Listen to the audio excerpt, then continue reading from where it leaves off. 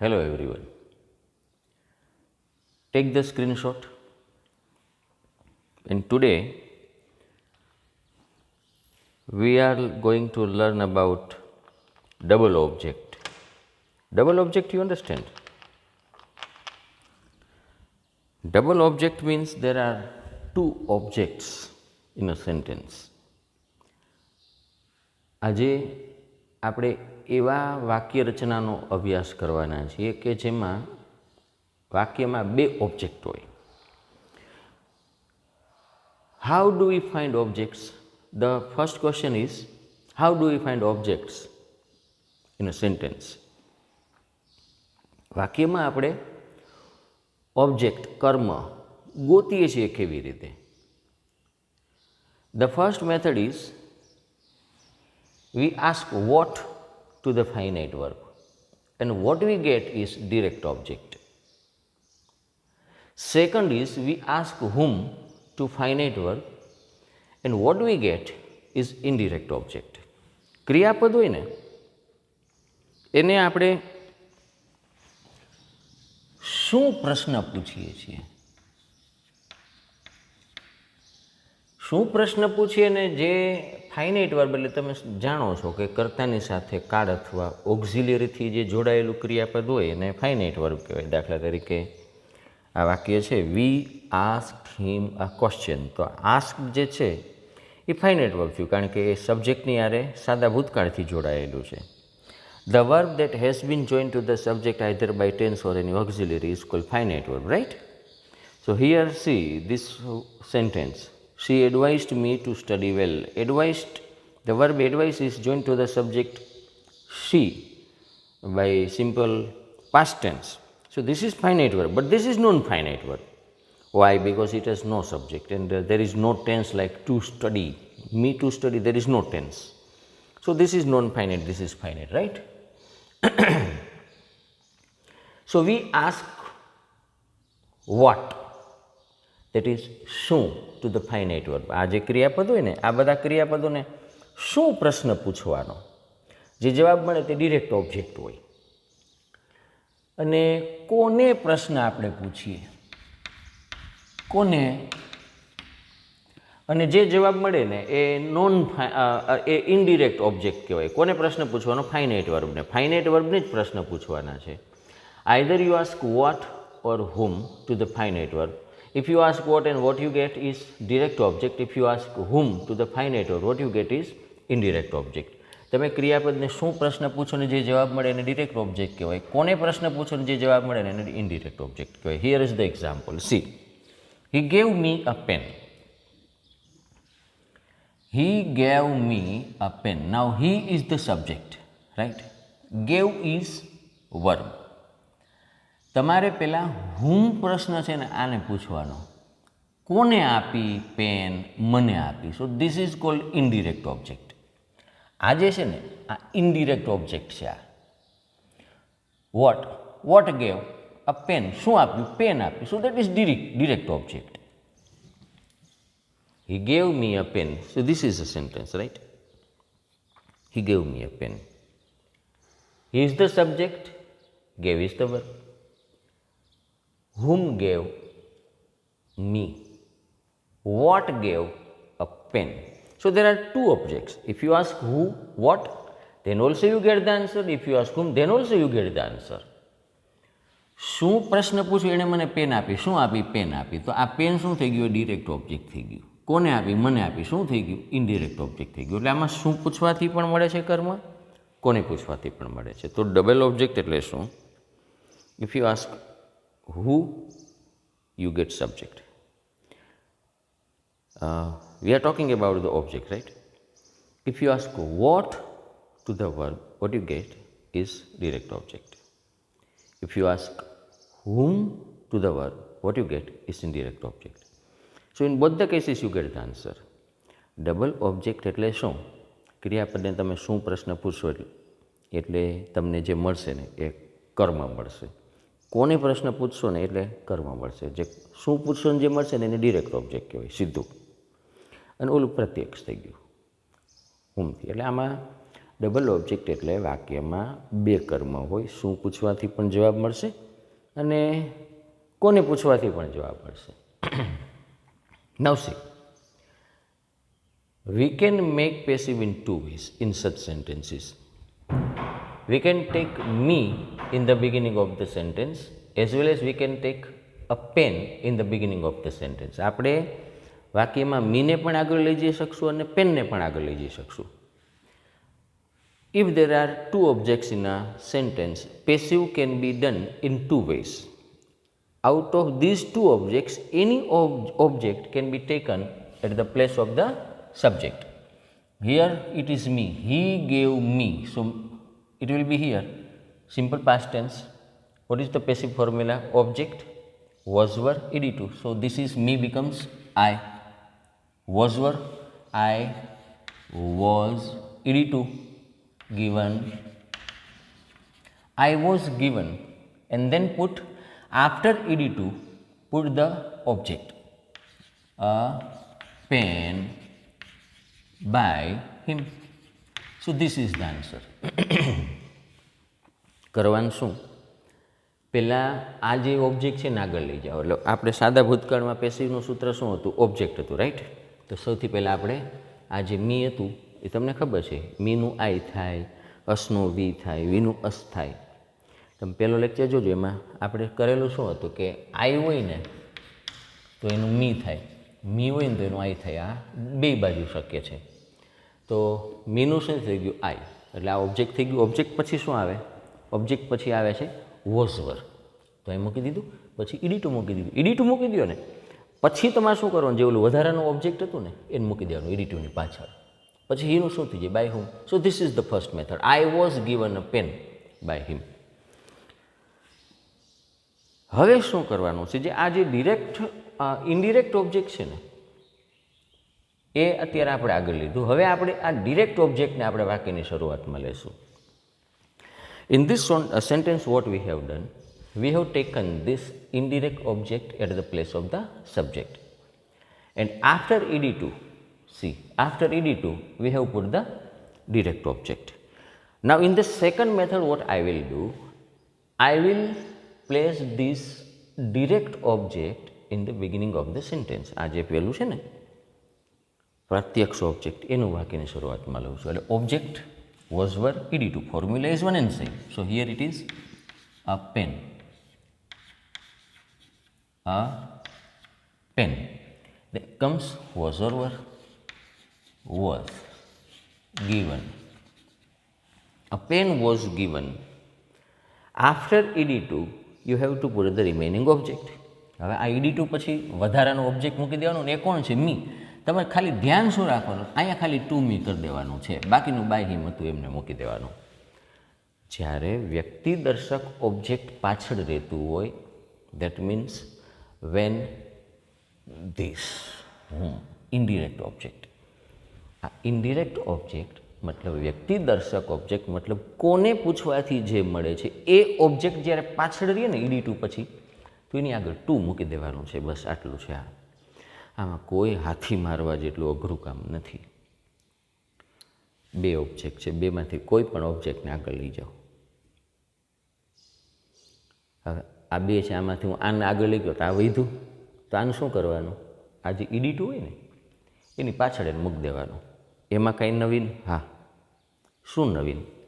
વ્યક્તિ દર્શક ઓબ્જેક્ટ જો રહેતું હોય ને પાછળ આ ed2 પછી પાછળ આવે તો ટુ મૂકવાનું. આમાં એમાં નહીં મૂકવાનું. આટલું નવીન છે. There are now for the English medium students, there will be two objects in a given sentence. Any object can be taken at the place of the subject, right? Suppose there are two objects. I take this object in the beginning of the sentence. This object is remaining there. Where it should be placed? It should be placed after ed2. See, it is here. What is new? If this indirect object, that is we get it by asking whom to the finite verb. If it remains after ed2, then you have to put to before that object. That is the only new thing. So there are two answers here. You taught him maths. Taught is the verb, right? So this is verb. Who taught? You. Whom taught? Him. What taught? Maths. This is object, this is object. You taught him maths, તે એને ગણિત શીખવ્યું. કોણે શીખવ્યું? UA. This is subject. આ taught જે થઈ ગયું એ શું થઈ ગયું? એ verb થઈ ગયું. કોને શીખવ્યું? હિમને. શું શીખવ્યું? મેથ્સ. તો આ એક ઓબ્જેક્ટ થઈ ગયું, એક ઓબ્જેક્ટ આ થઈ ગયું. સો SVO. SVO. So there are two objects. If there are two objects, any object can be taken in the beginning of the sentence. Now see.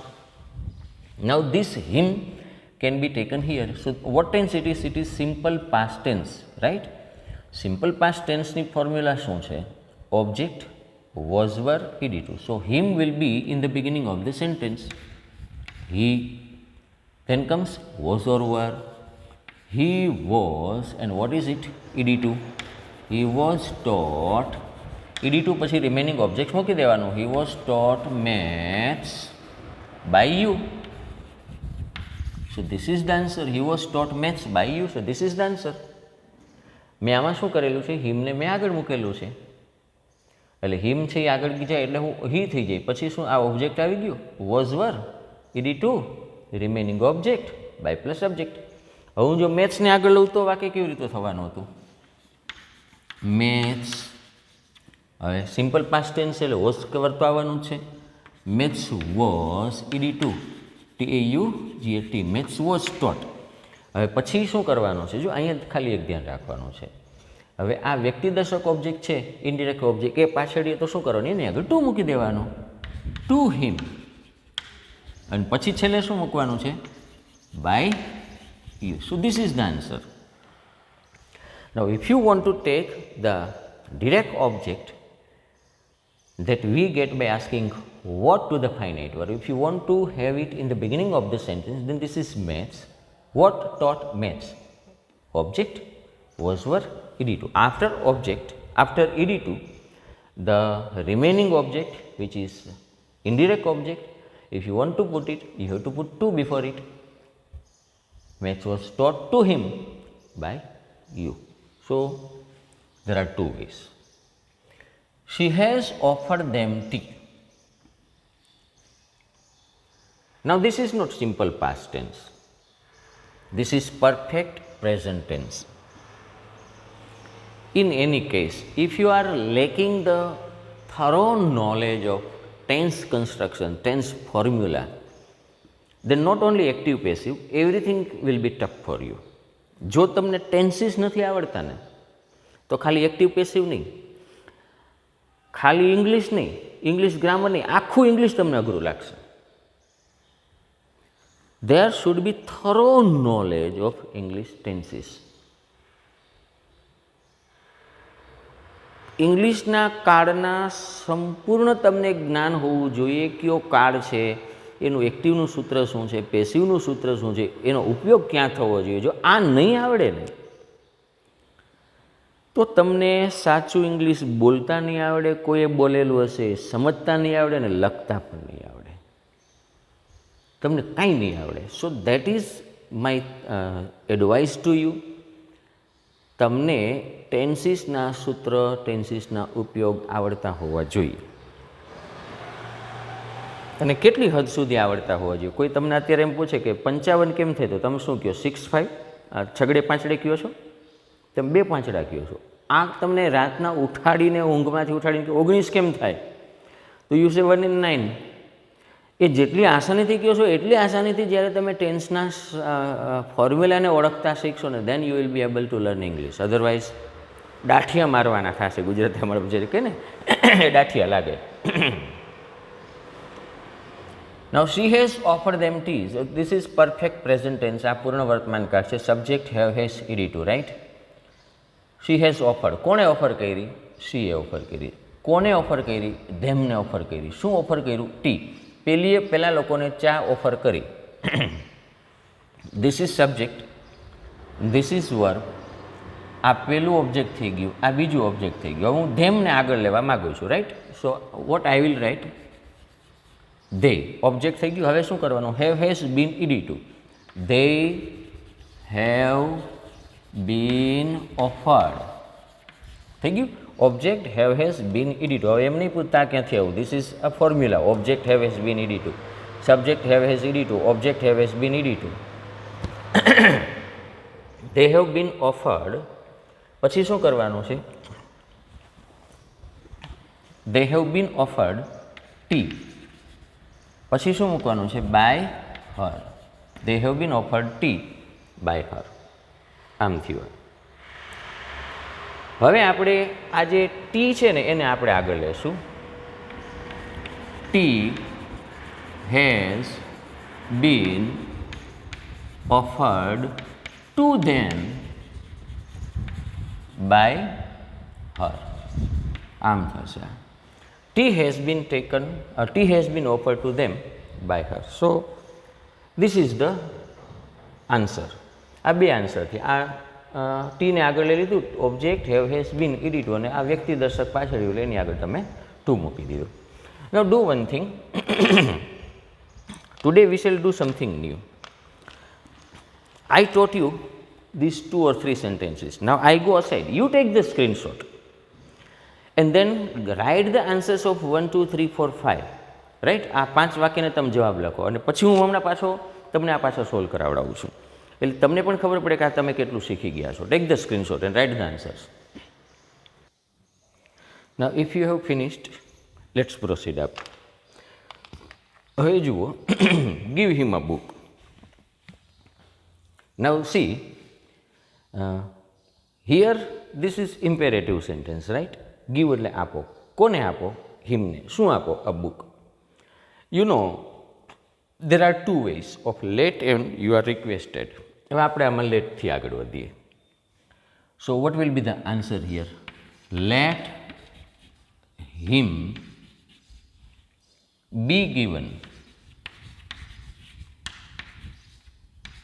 a book. Let him be given a book, or let a book be given to him, or let a book be given to him. તો આ છે લેટથી શરૂ થાય છે, right? Late હિમ, આ હિમ આગળ ગયો. Late him be given a book. ed2 પછી બી ગિવન, ed2 પછી આ મૂકી દેવાનું. અથવા let a book be given to him. એટલે બે જગ્યાએ ગિવન પછી ઓબ્જેક્ટ મૂકી દેવાનો છે. આ ડિરેક્ટ ઓબ્જેક્ટ છે, આ ઇનડિરેક્ટ ઓબ્જેક્ટ છે. ઇનડિરેક્ટ ઓબ્જેક્ટ પોતાની હારે ટુ લે. Offer them, I hope you had got the right answer ઓપ્ટેટિવનો, કમાન્ડ સેન્ટેન્સનો. Offer them your help. કોને ઓફર કરવાની છે? ધેમને. શું ઓફર કરવાનું છે? Your help, right? Again this sentence begins with verb. So this is what? It is an imperative sentence, right? So here, first of all, we shall take them in the beginning of the sentence. So let them be offered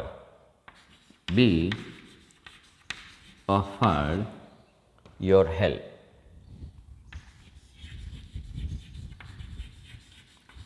Let them be offered your help. Otherwise, let your help be offered to them.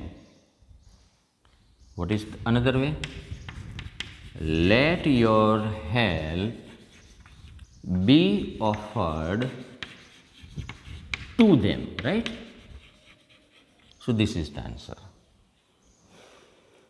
Then we asked him a question. This is simple past tense. Subject ed1. Asked. Who asked? We.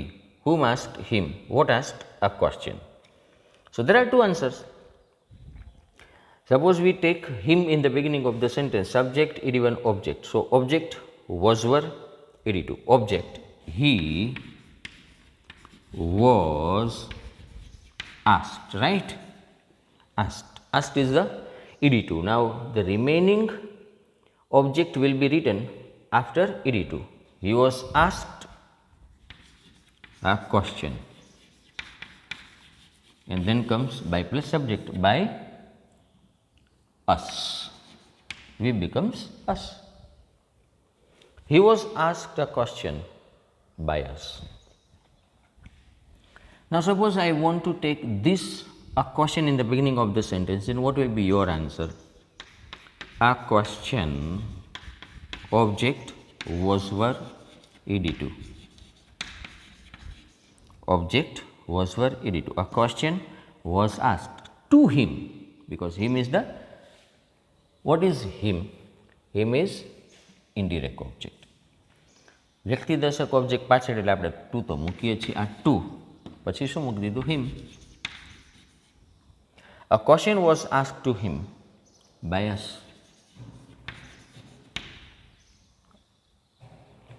She advised me to study well. Subject, ed1, object, object. Advice કોને કર્યું? CA. કોને advice કર્યું? મીને. શું advice કર્યું? Two study well. So this phrase itself is an object. હવે આપણે મીને આગળ લઈએ તો શું થશે? Object was were ed2. Me મતલબ I. So I was advised. Object was were ed2. હવે ed2 પછી રિમેનિંગ ઓબ્જેક્ટ મૂકી દેવાનું, to study well. I was advised to study well by she, that is her. I was advised to study well by her. હવે મારે આ ઓબ્જેક્ટને આગળ લઈ લેવું હોય તો આ સ્ટડીને આગળ મૂકી દેવાનું, to study well. Object was advised to me by her. So this is another answer. To study well, object was for ed2, remaining object by plus subject. આવડી ગયું? તો આ ટુ સ્ટડી વેલને આગળ લેવાનું હતું. This is also an object. અહીંયા શું હતું ખબર છે કે ફ્રેઝ જે છે ને એ ઓબ્જેક્ટ હતું, આ જુદું છે. આમાં આખું જે ક્લોઝ છે ને એ પણ ઓબ્જેક્ટ આવે. જુઓ, she asked, they asked the thief where he had been last night. એણે ચોરને પૂછ્યું કે ગઈ રાત્રે ક્યાં હતો. પૂછ્યું, કોણે પૂછ્યું? they. એટલે આ સબ્જેક્ટ થઈ ગયું, આ વર્બ થઈ ગયું, રાઈટ. કોને પૂછ્યું? ધ thief એટલે ચોરને પૂછ્યું. શું પૂછ્યું? આ આખું પૂછ્યું. શું પૂછ્યું ચોરને? કે ગઈકાલે રાત્રે ક્યાં હતો એ પૂછ્યું. So this entire clause is an object. હવે આ પણ આપણે આગળ લઈ જઈ શકીએ અને આને પણ આગળ લઈ શકીએ. તો પહેલાં થીફવાળું જે વાક્ય છે એને આપણે આગળ લઈ જઈએ. So what will be the answer? The thief was asked. Object was were ed2. ed2 પછી રિમેનિંગ ઓબ્જેક્ટ મૂકી દેવાનું. The thief was asked where he had been last night, right? And full stop. ધ્યેય છે by them ન કરો તો ચાલે. The thief was asked where he had been last night. Now suppose you want to take this object in the beginning of the sentence, then what will be the answer? The same object was were ed2, remaining object, but to thief and by plus subject. So what will be that answer? Where he means the thief, right? Where the thief had been last night, object, right? Object થઈ ગયો. હવે was કેવર? was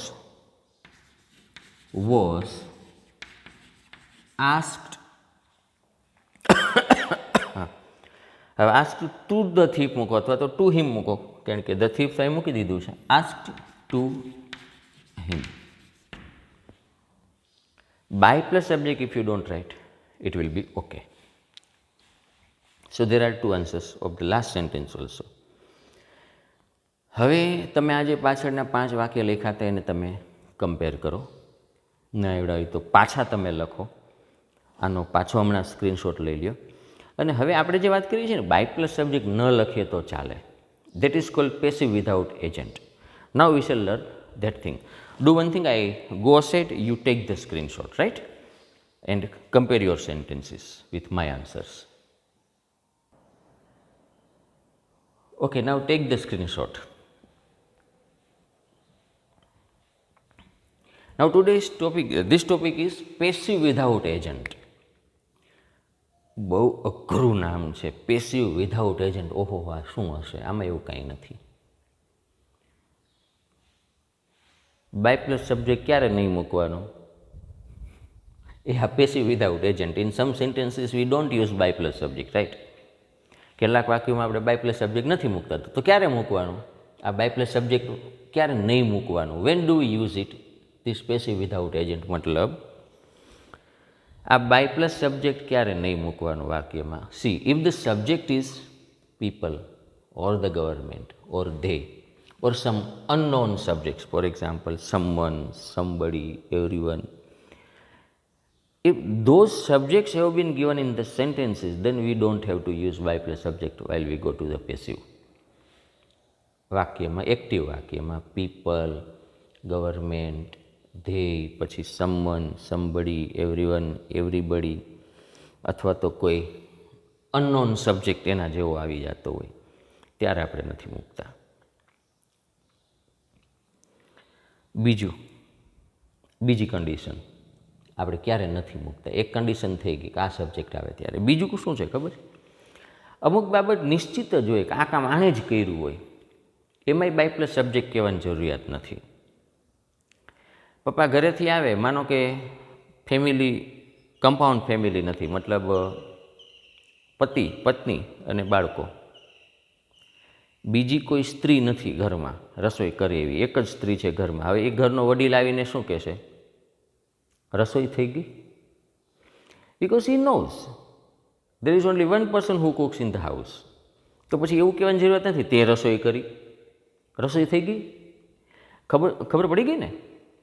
એટલે જ્યારે એક જ subject is very much clear, then by plus subject is not always necessary. ઘણી વખત તમે એવું સાંભળ્યું છે સબ્જેક્ટ અનઇમ્પોર્ટન્ટ હોય તો હું એને મોડિફાઈ કરું છું, અનઇમ્પોર્ટન્ટ નહીં.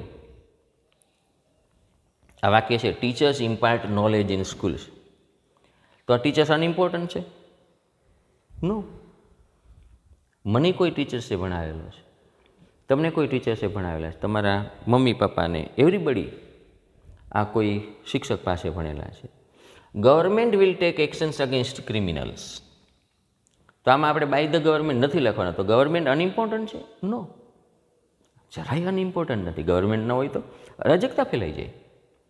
તો સબ્જેક્ટ અનઇમ્પોર્ટન્ટ હોય અને બાય પ્લસ સબ્જેક્ટ નહીં લખવાનું એવું નથી. એવું નથી.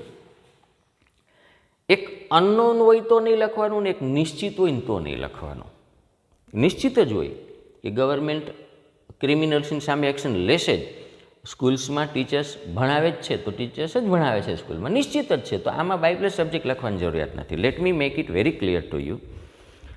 Passive without agent, this method can be used in two conditions. The first one is when the subject is unknown and the subject is there is only one indefinite subject and that action should be or must have been done by that and that person only. In these two conditions we don't use by plus subject. પાછું કહું, ગુજરાતીમાં બે સંજોગોમાં by plus subject ન લખાય. એક આપણે unknown subject હોય, મતલબ અજાણ્યો વ્યક્તિ છે, કોણ શું ખબર જ નથી. અને બીજું નિશ્ચિત જ હોય કે આ કામ આણે એક જ કરેલું હોય ત્યારે બાય પ્લસ સબ્જેક્ટ ન મૂકો તો ચાલે. Now see, people speak Gujarati in Gujarat. Who speak? People. What speak? Gujarati. Subject, verb, object. Here what is the answer? Object, am is are, ed2. So Gujarati am is are, right? Is. ed2 is spoken. Gujarati is spoken. By people મૂકવાની જરૂરિયાત નથી. હવે સીધું શું મૂકી દેવાનું? In Gujarat. કારણ કે આપણને ખબર જ છે કે લોકો જ બોલે, કંઈ બકરીઓ ગુજરાતી નથી બોલતી. ગુજરાતમાં બકરીઓ ગુજરાતી બોલે એવું નથી હોતું. ખબર જ છે, લોકો જ બોલે છે. That's why Gujarati is spoken in Gujarat by people is not necessary at all. એટલે આ જ લોકો કરતા હોય ભાષા બોલવાની ક્રિયા. That's why by people is not necessary. This is called passive without agent. By plus subject ન લખવાને પેસિવ વિધાઉટ એજન્ટ કહેવાય. Someone has stolen my pen. Now see, this is unknown subject. This is definite subject. This is unknown subject. Someone has stolen my pen. Subject have has ed2. Object પૂર્ણ વર્તમાન કર. Perfect present tense. Object have has been ed2. Object means my pen has been stolen. પછી by someone કરવાની જરૂરિયાત નથી. You put it there. My pen has been stolen by someone, because I don't know who is that person who has stolen my pen. So by plus subject is not necessary at all. This is called passive without agent. અહીંયા સંબંધ છે કોઈક મારી pen ચોરી ગયું છે એમ નહીં, મારી પેન ચોરાઈ ગઈ છે, because we don't know who is that કોઈક. અને ખબર હોય કે લઈ ગયો, એ ચોરી ગયો તો એને ચોરી ગયો કહેવાય ને, કે લઈ ગયો છે, તું લઈ ગયો, મેં તને જોયો એમ. They will repair the roads. Now we don't know who are they. They will repair the roads. Subject, shall will, verb, object. Simple future tense. સાદો ભવિષ્યકાળ. Object shall be will be ed2. The roads. The roads will be repaired by them ની જરૂરિયાત નથી. એક તો આ ધ્યેય કોણ છે આપણને ખબર નથી, અથવા તો બહુ ખબર છે કે આ મજૂરો જ છે, એટલે એમાં બાય પ્લસ સબ્જેક્ટ મૂકવાની જરૂરિયાત નથી. The rods will be રિપેર્ડ. The government will take actions against criminals. Who will take? Government. What will take? Actions. So this is object, right? Object, this is simple future tense. Subject, shall, will, verb, object. Object, shall be, will be ed2 by plus subject. But here it is not necessary by plus subject. That is the thing that we have been learning. By plus subject નથી મૂકવાનું. હવે આમાં શું કરી દેવાનું? Actions. Actions. Object shall be will be, actions will be taken. By government મૂકવાની જરૂરિયાત નથી, કારણ કે એક્શન એ જ લેવાની છે. Against criminals. So this is the answer. Actions will be taken against criminals. Teachers impart knowledge in school. Who impart? Teachers. What impart? Knowledge. સ્કૂલમાં શિક્ષકો છે, જ્ઞાન આપે છે, રાઈટ? તો આપવાની ક્રિયા કોણ કરે? ટીચર. શું આપે છે? જ્ઞાન આપે છે. તો આમાં શું કરશું? Simple present tense. Subject, verb, object. Object is ed2. Your answer will be knowledge is imparted in schools. So by plus subject, by teachers, આ લખવાની જરૂરિયાત નથી આમાં. Knowledge is imparted in schools.